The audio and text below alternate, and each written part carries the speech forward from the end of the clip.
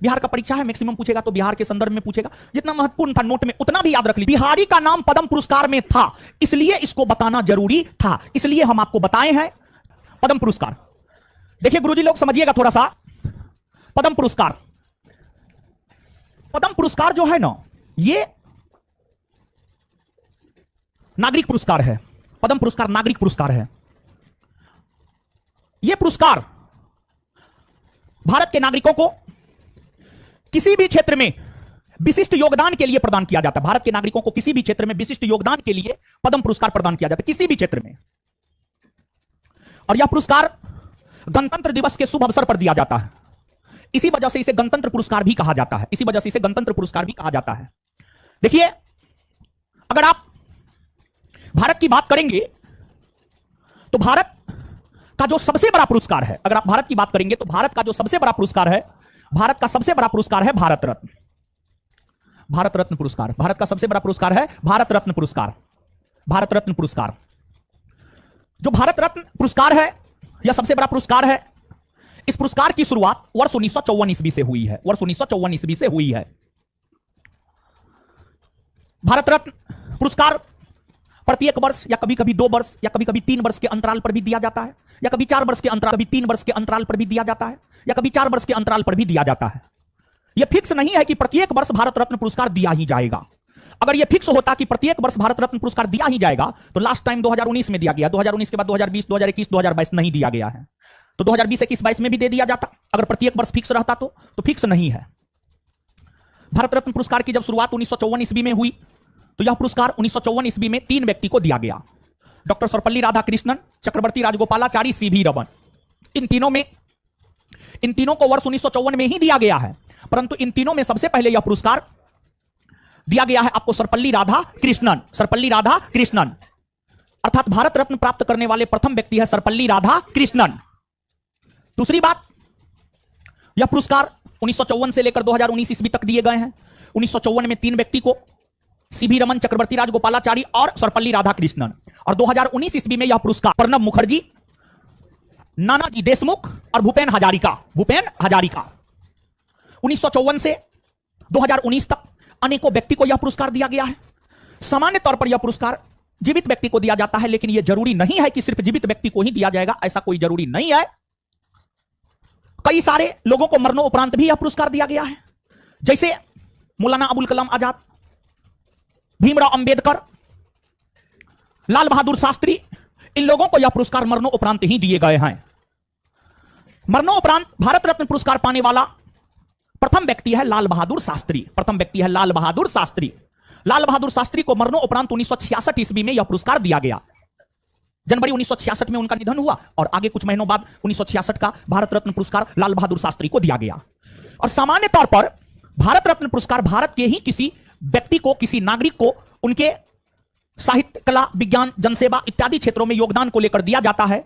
लेकिन कुछ विदेशी भी हैं जिन्हें यह पुरस्कार दिया गया है, जैसे खान अब्दुल गफ्फार खां, जैसे नेल्सन मंडेला। ये सब ऐसे विदेशी हैं जिन्हें भारत रत्न पुरस्कार दिया गया है। अपवाद स्वरूप ये सब लोग हैं। ऐसे भारत रत्न पुरस्कार भारत के ही नागरिकों को उनके विशिष्ट योगदान के लिए प्रदान किए जाते हैं। भारत रत्न पुरस्कार एकमात्र पुरस्कार है जिसे वरीयता क्रम में रैंक प्रदान किया गया है, और वरीयता क्रम में भारत रत्न पुरस्कार को 7 का ए या 7 का कमा रैंक प्रदान किया गया है। वरीयता क्रम जैसे राष्ट्रपति को पहला रैंक, उपराष्ट्रपति को दूसरा रैंक, प्रधानमंत्री को तीसरा रैंक, राज्य के राज्यपाल को चौथा रैंक, भूतपूर्व राष्ट्रपति को 5वां रैंक। हाँ ठीक है हो गया, ठीक है। तो ये जो रैंकिंग है, समझिए, ये जो रैंकिंग है, इस रैंकिंग में भारत रत्न पुरस्कार को रखा गया है। और भारत रत्न पुरस्कार की अगर आप बात करेंगे तो जब पहली बार 1977 ईस्वी में पहली गैर कांग्रेसी सरकार जनता पार्टी की सरकार बनी थी, तो जनता पार्टी की सरकार ने 1977 ईस्वी में इस पुरस्कार को बंद कर दिया, और यह पुरस्कार 1977 से 1979 ईस्वी तक जो है आपको बंद रहा। और फिर से जब 1980 ईस्वी में कांग्रेस की सरकार बनी, इंदिरा गांधी प्रधानमंत्री बनी, तो 1980 ईस्वी में फिर से यह पुरस्कार शुरू कर दिया गया। और 1980 ईस्वी में जब दोबारा इस पुरस्कार की शुरुआत हुई, तत्पश्चात मदर टेरेसा को 1980 ईस्वी में ही यह पुरस्कार दिया गया है। और एक बार राजीव गांधी, जो कि देश के सबसे युवा प्रधानमंत्री रहे हैं, राजीव गांधी की हत्या 1991 में हुई। राजीव गांधी की हत्या होने के बाद उनके मरणोपरांत उन्हें भारत रत्न पुरस्कार जब दिया गया, इसे सत्यपाल आनंद नामक व्यक्ति ने मध्य प्रदेश हाईकोर्ट में चुनौती प्रदान किया था, लेकिन फिर भी सरकार का निर्णय सर्वोपरि रहा। उन्हें जब जो दे दिया गया वो पुरस्कार जो है वापस नहीं लिया गया। और भारत रत्न पुरस्कार की शुरुआत जैसे वर्ष 1954 ईस्वी में हुई है, उसी प्रकार से जो पद्म पुरस्कार है, पद्म पुरस्कार की शुरुआत भी वर्ष 1954 ईस्वी से ही हुई है। पद्म पुरस्कार की शुरुआत भी वर्ष 1954 ईस्वी से ही हुई है। और पद्म पुरस्कार की अगर आप बात करेंगे तो पद्म पुरस्कार की अगर आप बात करेंगे तो पद्म पुरस्कार में पद्म विभूषण पुरस्कार आता है, फिर पद्म भूषण पुरस्कार आता है, और फिर पद्म श्री पुरस्कार आता है, फिर पद्म श्री पुरस्कार आता है, पद्म श्री पुरस्कार आता है। देखिए, पद्म पुरस्कार में ये तीनों पुरस्कार आते हैं, पद्म विभूषण, पद्म भूषण और पद्म श्री। और इन तीनों पुरस्कार की अगर बात करें तो इन तीनों पुरस्कार की शुरुआत हुई है वर्ष 1954 ईस्वी से। पद्म विभूषण की शुरुआत 1954 से, पद्म भूषण की शुरुआत 1954 से और पद्म श्री की शुरुआत 1954 से। देखिए, जो भारत रत्न पुरस्कार है या भारत का सर्वोच्च नागरिक पुरस्कार है, वही भारत रत्न पुरस्कार के बाद भारत का दूसरा सर्वोच्च नागरिक पुरस्कार है पद्म विभूषण, भारत का तीसरा सर्वोच्च नागरिक पुरस्कार है पद्म भूषण, और भारत का चौथा सर्वोच्च नागरिक पुरस्कार है पद्म श्री। गौर से इस बात को फिर से सुनिएगा, भारत का सर्वोच्च नागरिक सम्मान भारत रत्न। बस यही बात बताने के लिए हम भारत रत्न का चर्चा किए थे और कोई खास वजह नहीं था। भारत का सर्वोच्च नागरिक पुरस्कार भारत रत्न, दूसरा सर्वोच्च नागरिक पुरस्कार पद्म विभूषण, दूसरा सर्वोच्च नागरिक पुरस्कार पद्म विभूषण, तीसरा सर्वोच्च नागरिक पुरस्कार पद्म भूषण, चौथा सर्वोच्च नागरिक पुरस्कार पद्म श्री। और ये सभी पुरस्कार किसी भी क्षेत्र में, साहित्य के क्षेत्र में, कला के क्षेत्र में, शिक्षा के क्षेत्र में, सहकारिता आंदोलन के क्षेत्र में, जनसेवा के क्षेत्र में, समाज कल्याण के क्षेत्र में, सार्वजनिक मामलों के क्षेत्र में, किसी भी क्षेत्र में यह पुरस्कार दिया जा सकता है, किसी भी क्षेत्र में यह पुरस्कार दिया जा सकता है। और जैसे भारत रत्न पुरस्कार 26 जनवरी को दिया जाता है सामान्य तौर पर, उसी प्रकार से जो पद्म विभूषण, पद्म भूषण और पद्म श्री पुरस्कार होता है, यह पुरस्कार भी 26 जनवरी को ही देश के राष्ट्रपति के द्वारा दिया जाता है, देश के राष्ट्रपति के द्वारा दिया जाता है। 2023 ईस्वी में, 26 जनवरी 2023 ईस्वी को, 2023 ईस्वी में टोटल 106 लोगों को पद्म पुरस्कार दिए गए हैं, 106 लोगों को पद्म पुरस्कार दिए गए हैं। और जो 106 लोगों को पद्म पुरस्कार दिए गए हैं, उसमें पद्म विभूषण 6 लोग को दिया गया है, पद्म भूषण 9 लोग को दिया गया है, और पद्म श्री 91 लोग को दिया गया है, पद्म श्री 91 लोग को दिया गया है। देखिए, पद्म विभूषण में एक भी बिहारी नहीं है जिसको पद्म विभूषण मिला है। पद्म विभूषण मिला है तबला वादक जाकिर हुसैन, बालकृष्ण दोषी, इसके बाद आपको मुलायम सिंह जो कि उत्तर प्रदेश के हैं, इन सभी को पद्म विभूषण मिला है, पद्म विभूषण मिला है।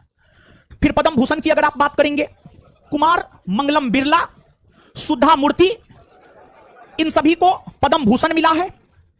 फिर आपको पद्म श्री की अगर हम बात करें, 91 व्यक्ति को मिला है, उसमें 3 गो बिहारी है, और स्पेशली बिहारी का नाम पद्म पुरस्कार में था, इसलिए इसको बताना जरूरी था। इसलिए हम आपको 3 बिहारी जिसे पद्म पुरस्कार के अंतर्गत पद्म श्री अवार्ड मिला है, वो 3 बिहारी हैं। सुभद्रा देवी कला के क्षेत्र में मिला है, कपिल देव प्रसाद कला के क्षेत्र में मिला है।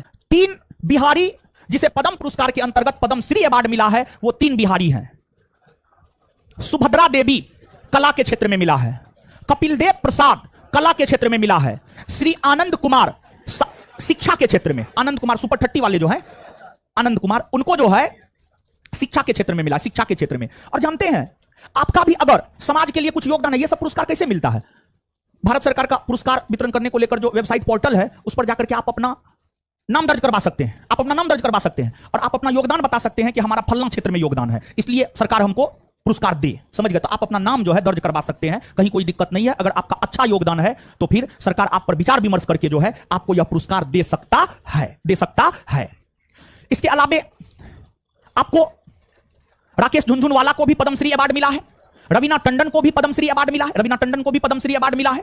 तो इन सभी को मिला है। देखिए, इसमें स्पेशली बिहार के जो 3 व्यक्ति को पद्म पुरस्कार में पद्मश्री मिला है, इस बात को याद रखना आपके लिए आवश्यक है और कुछ भी याद रखने की कोई जरूरत नहीं है। कुछ समझ में आया है?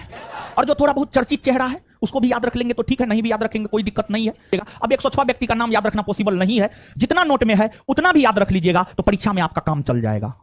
कुछ समझ में आया गुरुजी लोग? क्लियर है? ग्रेमी पुरस्कार